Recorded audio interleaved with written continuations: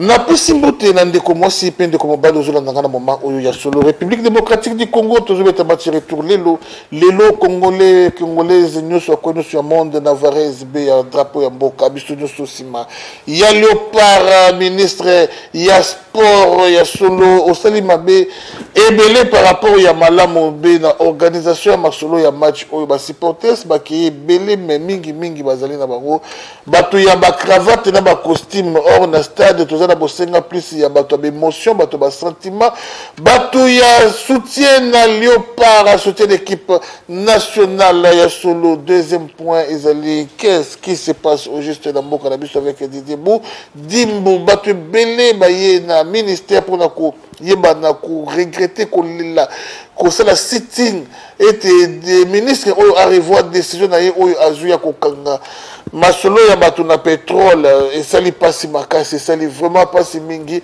avant-hier na konetaki panne sèche vraiment bandeko na ngai je n'avais plus d'idée que naza na carburant te na tamboli bu mutuka eyebi na kokata na tindi chauffeur asomba carburant na bidon akoma na station baboyi balobi décision ezali pa ministre te bakosomba kaka essence na bidon te mais yebisa ngai nalingaki na suka wapi na mutuka et puis na heure nini parce qu'il y a plus couvre-feu na heure nini en tout cas pas si marqué ma décision monsieur populaire na yebite sentiment ya kozwa décision mutu ezwaka ba ministre monsieur bendinga nini na bino pe badide budi mutana yango nini yango ezali sentiment ki maman pe ke ozwi pe décision na pe ministre na kweyisi pe n'importe quoi tout le maman papa baza ko manifester liboso ya ministère et on se retrouve juste après.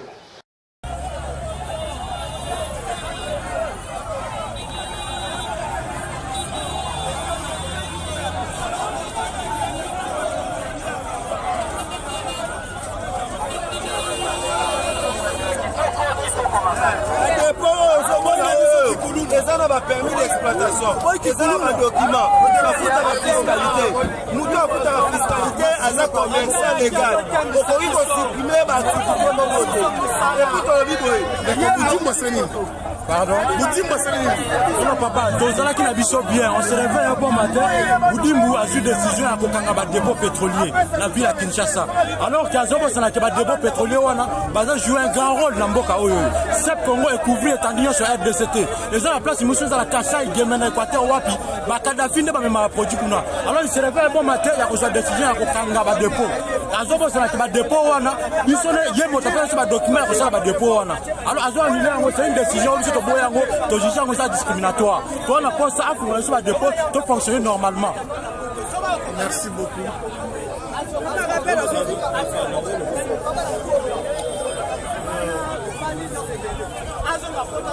De retour sur ce plateau, il y a solo Bandeko Nangaï, on continue congolais solo depuis fait règne à Mobutu Congolais perdaki valeur naïe a perdaki valeur naïe vers 1970 Congolais zalaki ou Zaïrois zaki vraiment considéré dans ma coïnoso ya monde. Quand tu pars, tu te présentes Zaïrois, on te respecte. C'est comme aujourd'hui quand tu te présentes Gabonais, on te respecte quand même par rapport à ma pays mususu.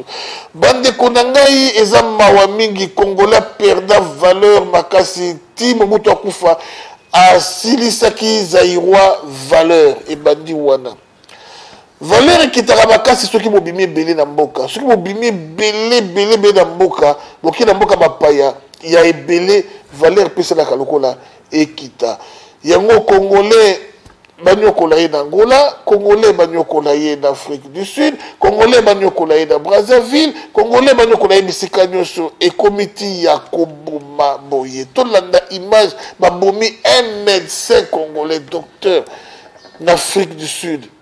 Maïkitinga na miso. Congolais na kati ya moi dispensaire na ye. Awa na tuba benga ngoni biso na anglais kuna tuba ngo surgery.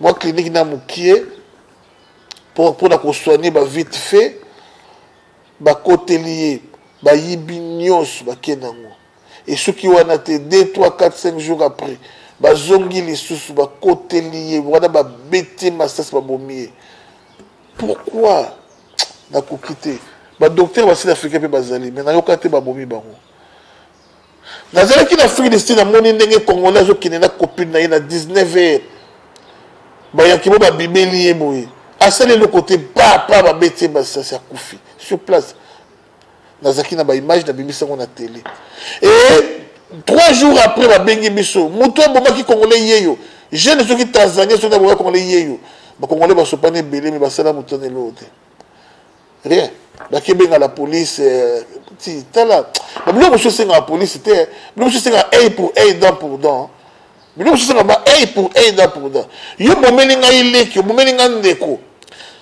nasuka nango na récupérer yo na position ko venger mais na pêche par la police. Mais il y a une vie en prison, on sait que les gens oublient. Hein. En prison, on mange, hein. En prison, on boit, en prison, on fait tout. Hein. Mais monsieur Wazobote, même dans la prison. Même dans la prison, monsieur Wazobote. Dans la poto, on a pas de prison, mais tu vas bote. Attends, ah waouh. Il y a une vie en prison. Mais il y a beaucoup de monde. Ceux qui sont Nigériens, pas sonner vraiment elongi, pas sonner vraiment piccolo le beaucoup. Comme les photos à niveau, très important. Tout le monde a l'image de Baboumi, docteur congolais. Ah, pas si. Hein. On se retrouve juste après.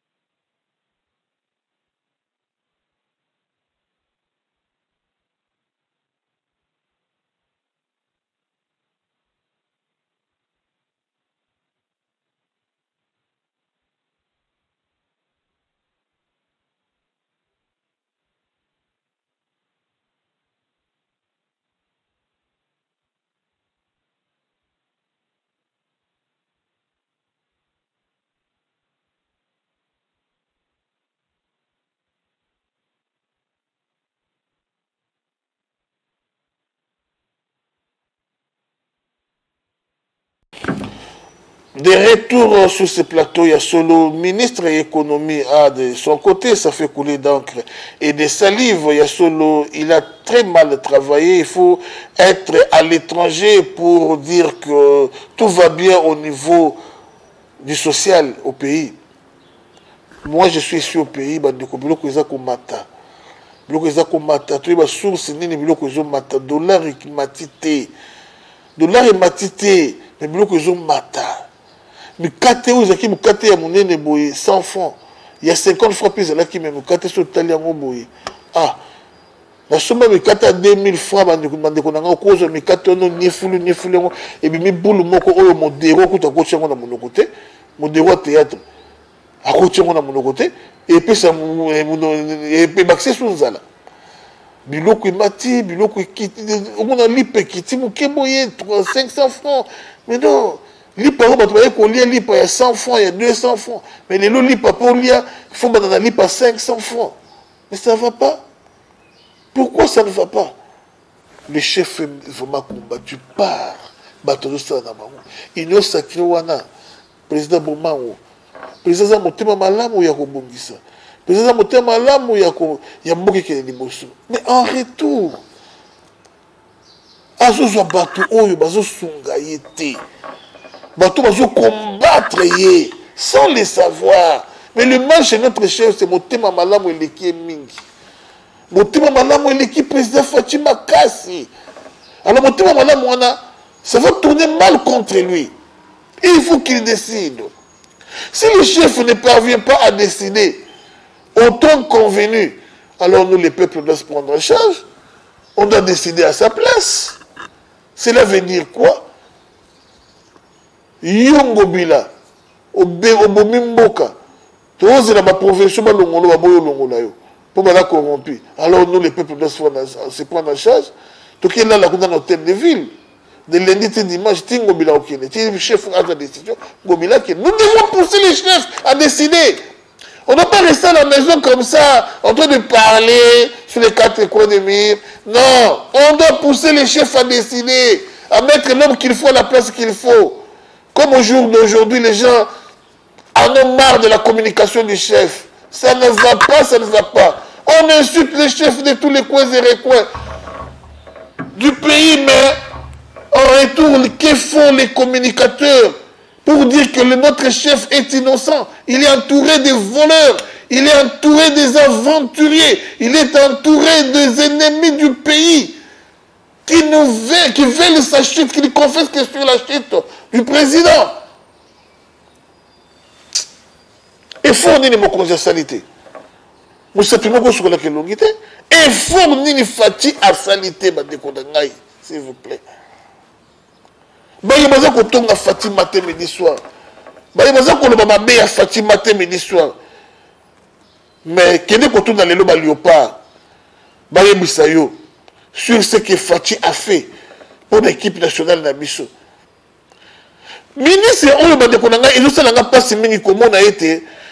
Football, en fait, le sport dans le Congo, ils ont la discipline. Ils ont le football ici. Le sport, ils ont oh basket, oh quoi, volley, oh judo, oh monsieur baki para bango ya ngote.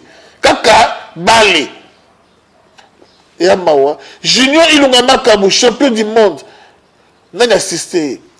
Ni na entraînement, il l'a ôté. Ba assisté ni na mbongo, ni na compétition de Bitumbamboye. Aucun officiel de Liban à l'étranger, ambassadeur Abeti Kara. Il a dit que tu as ambassade officiel de base à la paix Kara.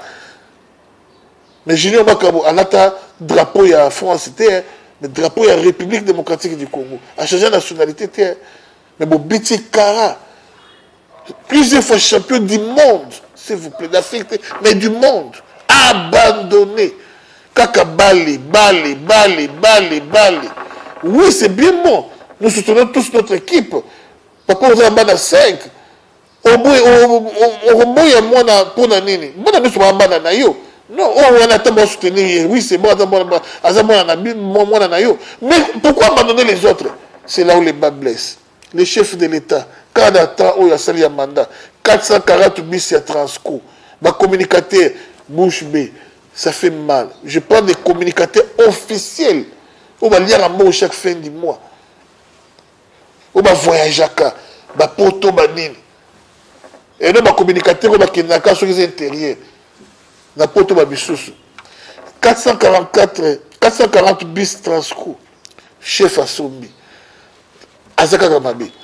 Réduction des prix des billets d'avion. Avion, et comme il y a mais au fout un billet, un billet fait ici, prix n'importe quoi. Mais chef a quitté billet d'avion. Mais on n'en parle pas. Tout ça, on a quand même reconnu ça. Réduction des prix des passeports. Téco. Passeport, il y a $400. $300. Mais si on a fait ici, tout sur ma passeport, presque $500.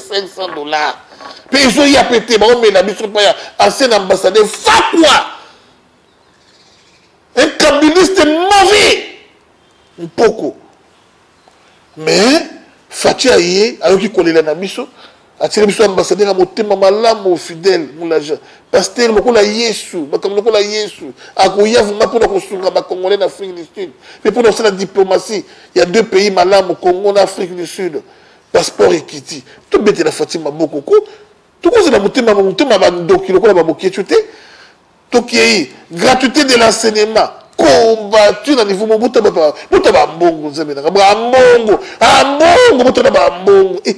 cardinal, si vous êtes tel qu'il nous a Satan. Ce que tu as longivement, il y a bon Satan. Comment tu as vraiment au comme ceux qui parlent dans ce CP là, batanga gratuit. Il faut le billet, il faut monter compte kaka. Il faut on lit à Kabon qui va lire bon au niveau moko. À Bongo, au combattre le régime est salionné. Régime est salionné. Jusqu'à quand au cause de la montée ya bindo contre Fachi. Et Fachi dans la mandat qui a pouvoir d'accord qu'on exercer pouvoir n'a été. Dans la peut-être sermenté. On bandu qu'on mandat déjà comme on dit ça. Satan en soutane. De continuer. Augmentation du budget. Budget à l'État, budget à la caisse à l'État, ils sont là bon côté. Mais les lots, ceux qui budget n'a pas qui va 1 milliard, mais les lots sont 1 milliard. Bon, on peut côté, au caisse à l'État côté ici. Et tu as côté ça, on a attends qu'on le côté dans le régime à Kabila, soyons sérieux.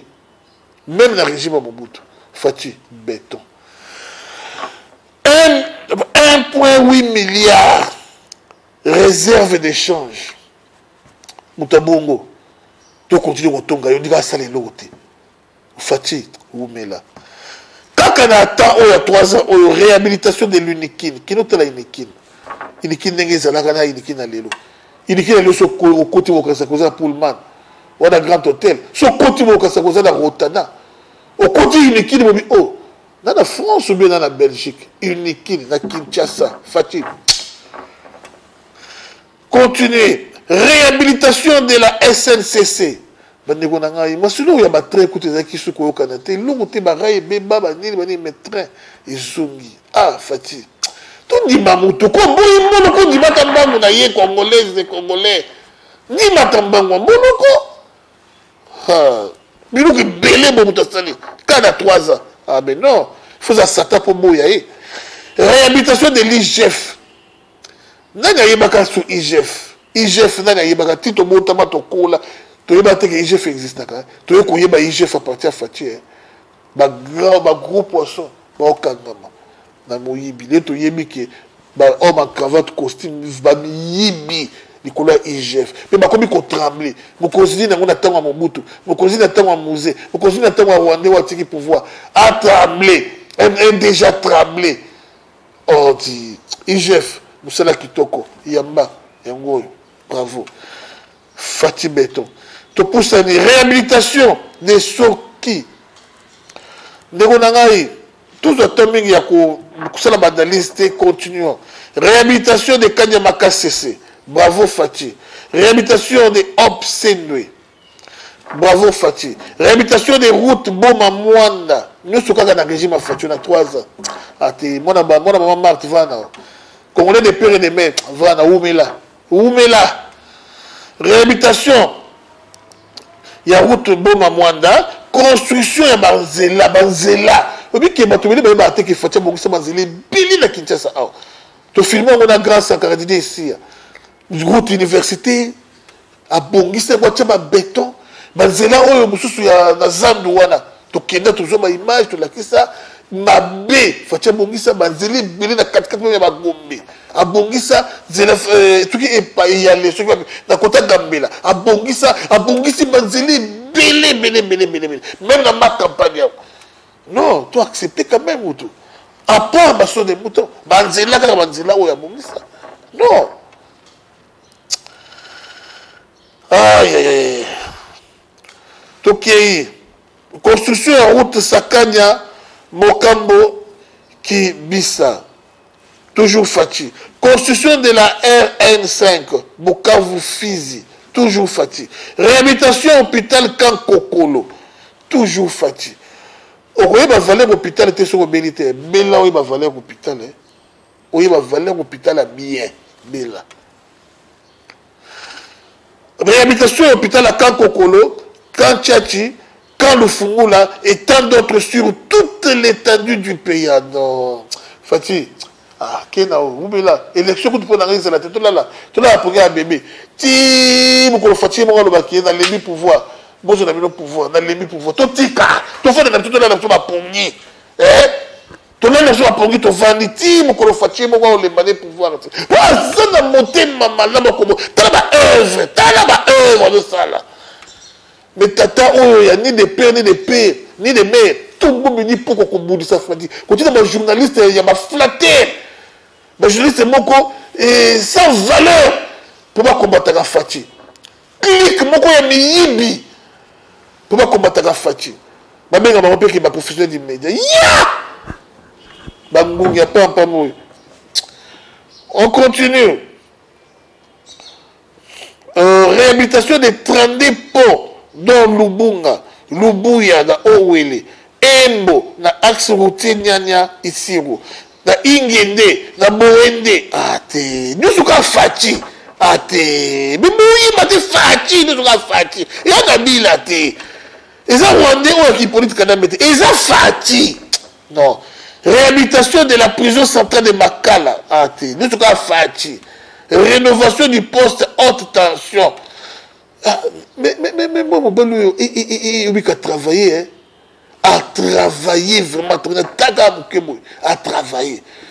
On a l'obité. Et l'équipe, on a l'obité. On a l'obité. Surtout qu'il y a diplomatie ou avant ici. Les bandes comment considérer Congo. Non, Fatia a beaucoup fait. Tomber télé m'a beaucoup. Et c'est cause d'aller le bas béton. Moïse Katumbi doit rentrer en exil. Fatih Sokolingi aussi ses mandats n'a eu bien. Moïse Katumbi doit rentrer en exil. Kabila doit être arrêté. Au conseil, la mandat n'a eu Kitoko. Voilà piste de solution pour Nangaï. Katumbi de retour en exil. Et Kabila doit être arrêté.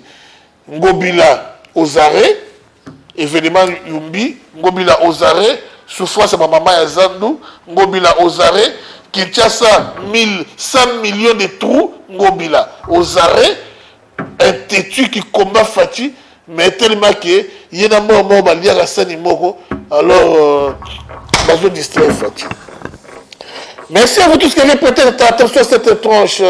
C'est votre homme de serviteur, son rival. Je crois que toujours continuer, toujours Masolo Nabiso, lobby. Après match à Léopard, Tokosala commentaire. Tokutani Mala Yassima.